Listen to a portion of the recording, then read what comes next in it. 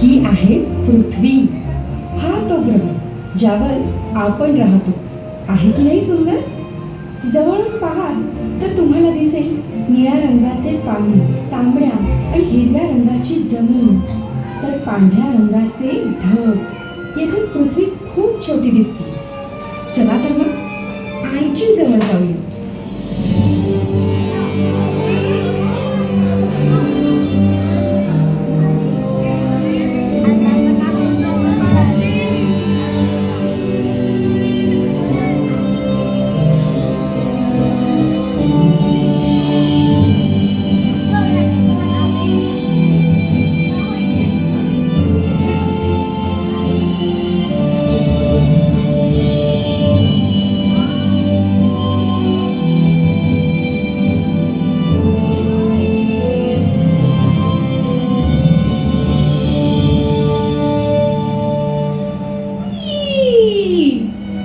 कशी वाटली तुम्हाला पृथ्वी?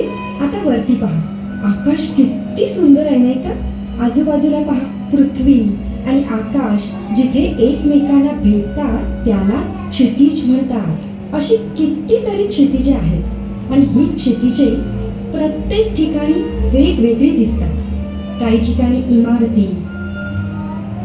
काही ठिकाणी रान व डोंगराळ भाग, तर काही ठिकाणी पाणी व बोट आणि काही पर्वतांनी वेढलेले.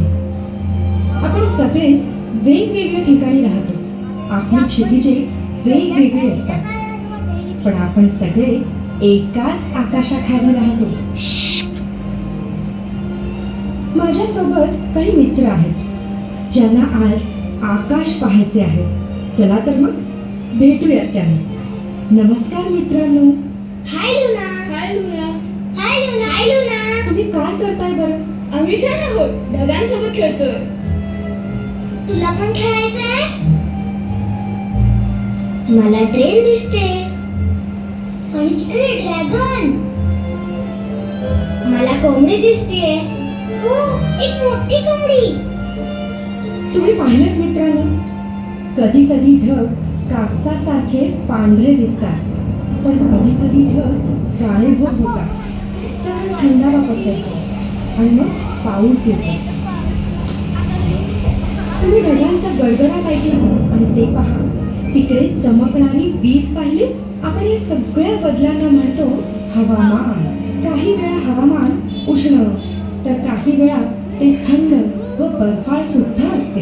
हवामानातील बदल हा वर्षभरातील वेगवेगळ्या वेळा आणि तुम्ही राहत असलेला प्रदेश यावर सुद्धा अवलंबून असतो. पुन्हा आपल्या मित्रांना विचारूया की त्यांना आकाशात काय दिसते. मला विमान दिसतंय. मला एक पक्षी. मला तर तू दिसते लुना.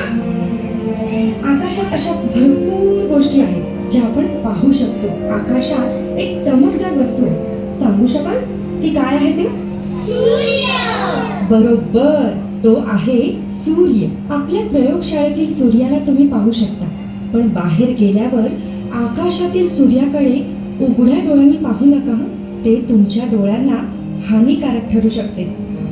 सूर्य रोज सकाळी पूर्वेला उगवतो आणि रोज सायंकाळी पश्चिमेस मावळतो.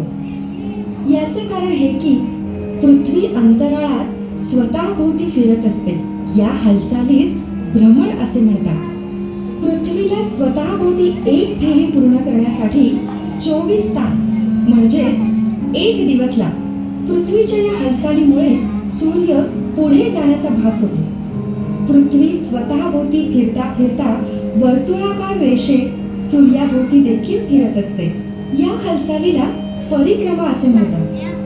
पृथ्वी परिक्रमा करीत असलेल्या मार्गाला कक्षा असे म्हणतात. एक परिक्रमा पूर्ण करण्यासाठी पृथ्वीला साधारण 365 दिवस लागतात. पृथ्वी परिक्रमा करत असताना झुकलेली असल्यामुळे तिचा उत्तर गोलार्ध हा नेहमीच उत्तर ध्रुवाकडे निर्देशित असतो आणि हेच आपल्या ऋतूंचे रहस्य आहे.